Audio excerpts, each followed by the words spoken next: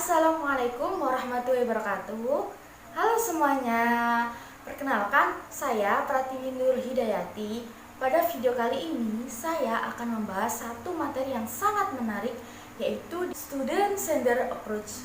Nah, tapi teman-teman, sebelum kita membahas lebih lanjut terkait dengan Student Centered Approach, teman-teman bisa perhatikan dua hal ini terlebih dahulu. Menurut teman-teman di sini, apakah antara dua hal tersebut sama teman-teman? Ya, tentu berbeda ya teman-teman.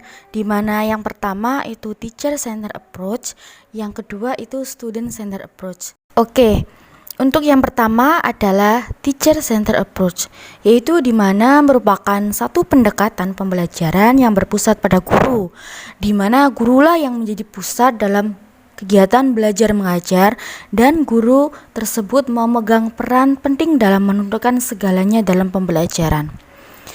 Nah, untuk yang kedua adalah student centered approach, yang dimana pendekatan student centered approach adalah pendekatan yang menjadikan siswa atau anak didik sebagai pusat dari pembelajaran.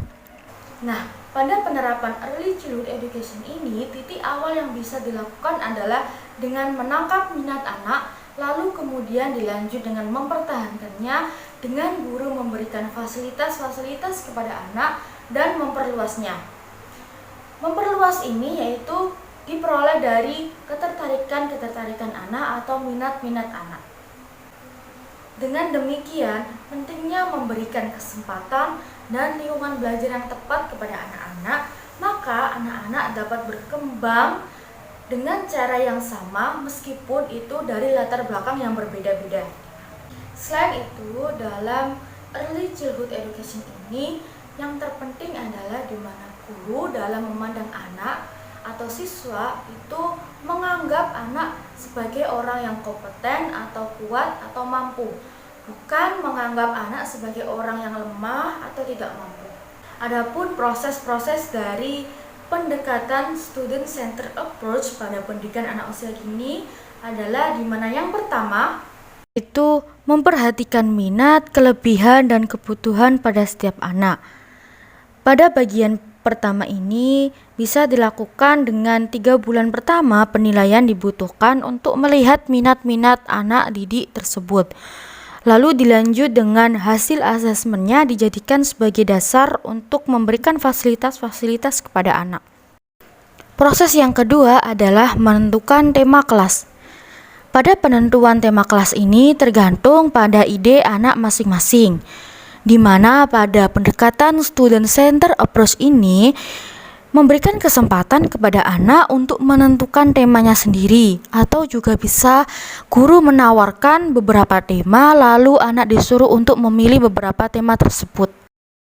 Yang ketiga adalah tujuan pembelajaran dari tema yang telah ditentukan oleh anak itu sendiri, di mana guru dapat mengumpulkan pengetahuan-pengetahuan anak yang telah diketahui agar dalam menentukan pembelajaran tidak membosankan. Lalu dilanjut dengan guru bisa membantu anak-anak untuk membuat tujuan belajar yang mereka inginkan itu sendiri.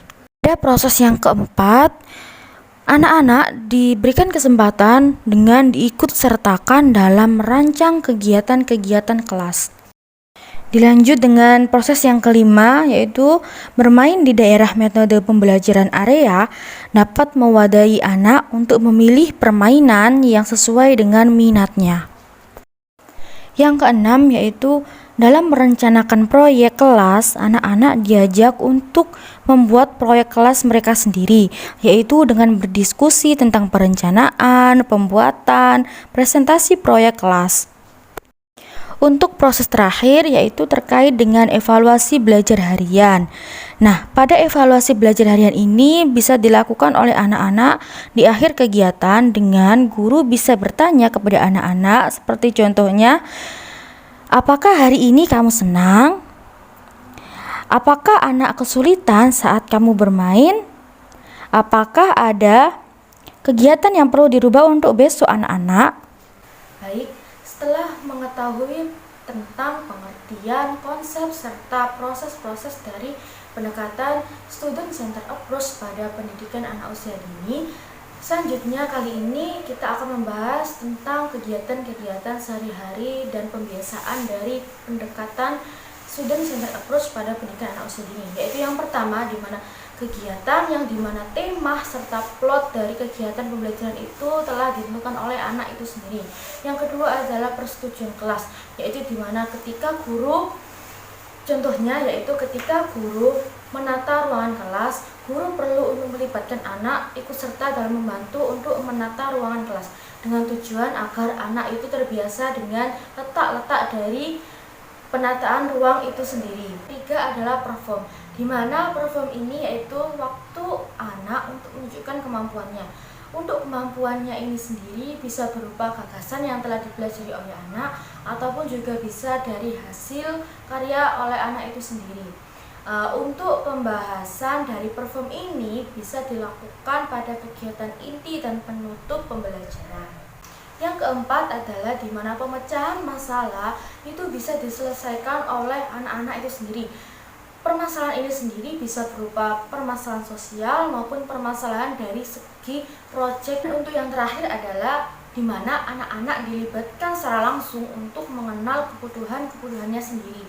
Contohnya yaitu ketika anak itu merasa dirinya itu pendek dari teman-teman yang lainnya, maka dia bisa meminta pada guru untuk meletakkan lokernya atau memilih lokernya itu lebih rendah dari teman yang lainnya. Dengan begitu anak paham bahwa loker yang rendah itu adalah kebutuhannya karena dia itu merasa lebih pendek dari teman yang lainnya.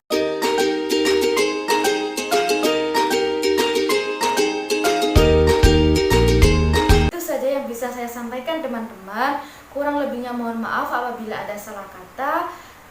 Terima kasih. Wassalamualaikum warahmatullahi wabarakatuh.